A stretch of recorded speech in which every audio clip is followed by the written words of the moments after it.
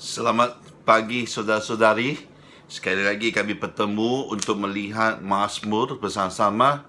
Hari ini kita akan bermulakan satu perjalanan ataupun dalam yang journey untuk melihat Mazmur 119. Mazmur yang paling panjang di dalam buku Mazmur. Ini kita akan membagikan dalam beberapa bahagian untuk hari-hari yang seterusnya, ya. Hari ini kita akan lihat ayat 1 hingga 8 sahaja. Saya akan bacakan di sini. Berbahagialah orang-orang yang hidupnya tidak bercela, yang hidup menurut taurat Tuhan. Berbahagialah orang-orang yang memegang perhatian ingatannya, yang mencari dia dengan segenap hati, yang juga tidak melakukan kejahatan, tetapi yang hidup menurut jalan-jalan yang ditunjukkannya. Engkau sendiri telah menyampaikan titah-titahmu supaya dipegang dengan sungguh-sungguh. Sekiranya hidupku sudah tentu untuk berpegang kepada ketetapanmu, maka aku tidak akan mendapat malu apabila aku mengamati segala perintahmu. Aku akan bersyukur kepadamu dengan hati jujur apabila aku belajar hukum-hukummu yang adil. Aku akan berpegang pada ketetapan-ketetapanmu. Jangan tinggalkan aku sama sekali.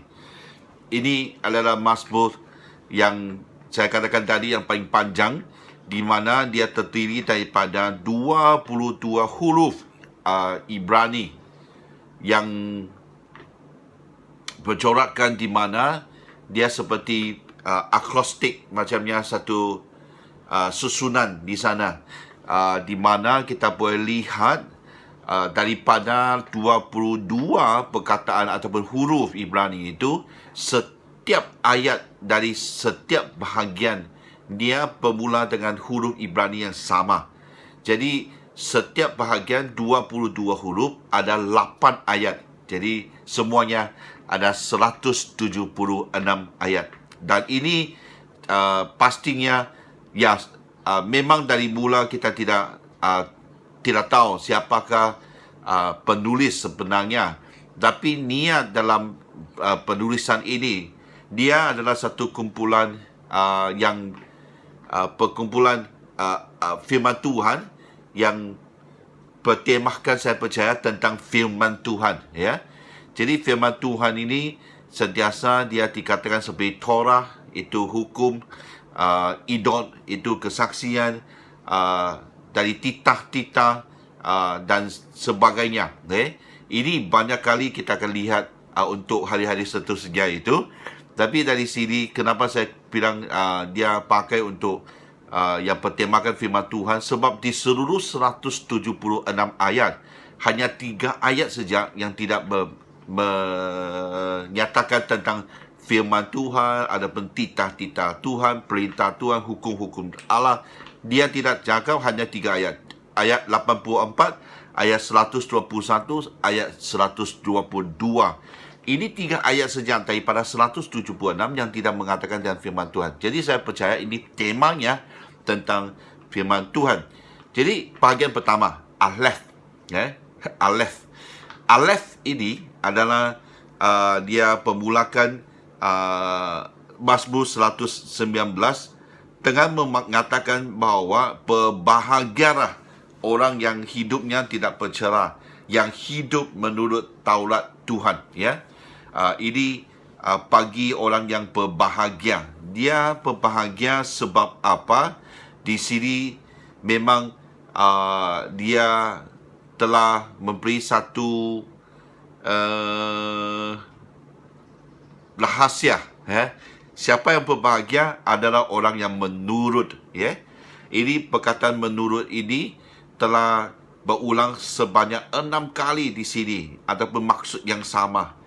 Bagi mereka yang menurut firman Tuhan, dia adalah orang yang berbahagia, Daripada sikap yang ada, kita boleh lihat dari ayat 1 hingga 3, orang yang macam mana tu? Orang yang menurut taurat Tuhan, orang yang memegang peringatannya, orang yang mencari Dia dengan segenap hati, orang yang hidup menurut jalan-jalan yang ditunjukkannya.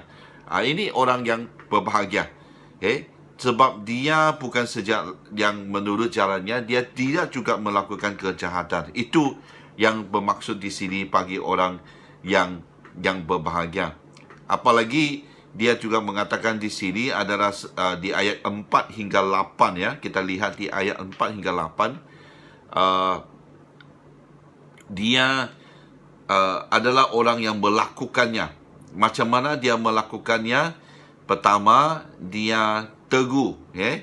Ayat ke-5, sekiranya hidupku tentu untuk berpegang. Dia tentu, hidupnya tentu berpegang kepada ketetapan Allah. Yang kedua adalah di mana dia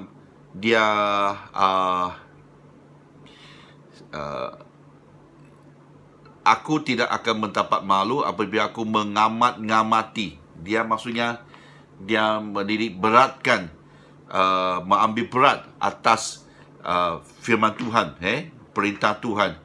Dan ketiga adalah dia pelajar, dia pelajar daripada hukum-hukum yang adil.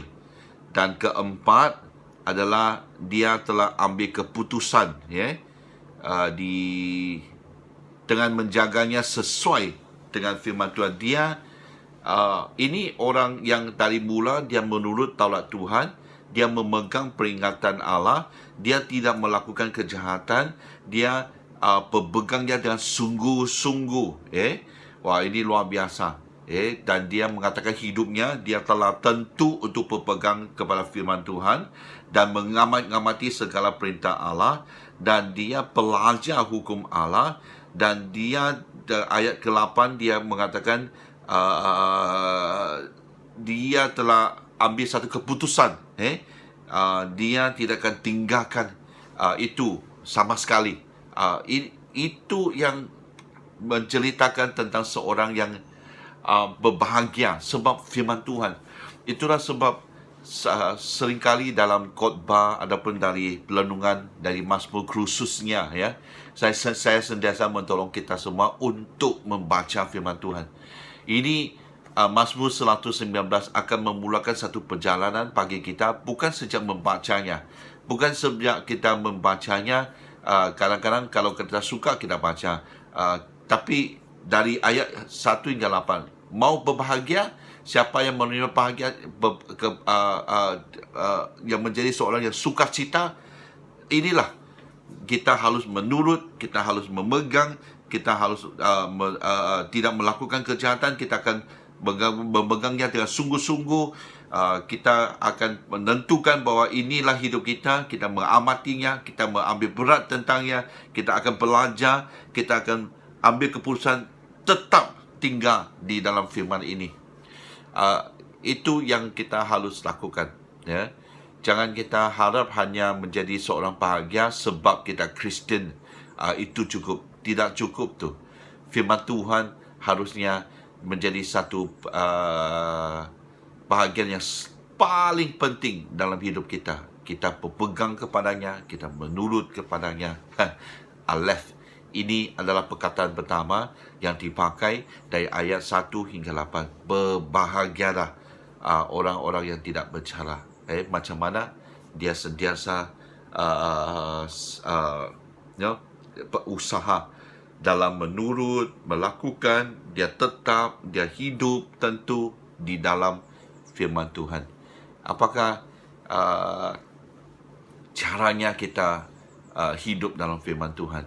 Ini satu peringatan kepada kita semua. Kita harus berusaha dengan kuat-kuat, dengan bersungguh-sungguh atas firman Tuhan.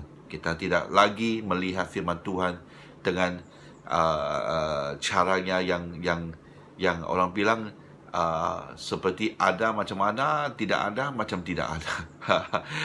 Tidak. Firman Tuhan itu sentiasa harusnya menjadi satu pegangan yang kuat kepada kita. Amin.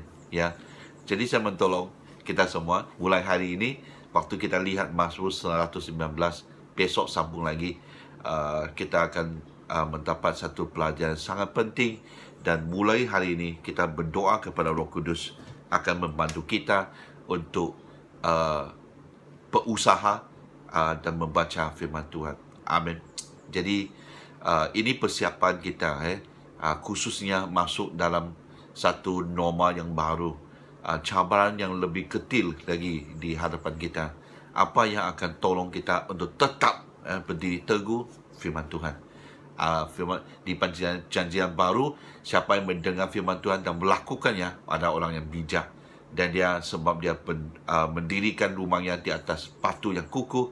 Waktunya ada bencana alam, apapun badai yang melanda, dia tetap berdiri teguh.